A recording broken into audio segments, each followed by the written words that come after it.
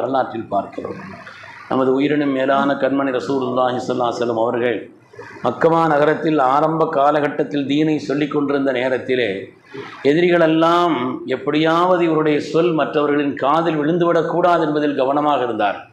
அதனால் யாராவது பெரிய வியாபாரிகளோ மக்காவுக்கு வரக்கூடியவர்களோ இருந்தால் அவங்கள்ட்ட சொல்லுவாங்க, முகம்மது என்று ஒரு ஆள் இருக்கிறார், அவங்களுடைய சொல் உங்கள் காதில் விழுந்துட வேண்டாம், கவனமாக ஒதுங்கிறிங்க அப்படின்னு சொல்லுவாங்க.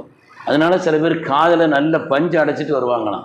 அப்படி பஞ்சடைத்தவர்களில் ஒருவர் தான் துஃபைல் இப்னு அம்ரு தௌசி என்று ஒருவர். அவர் வியாபார விஷயமா மக்கமா நகரத்துக்கு வந்திருந்தார்.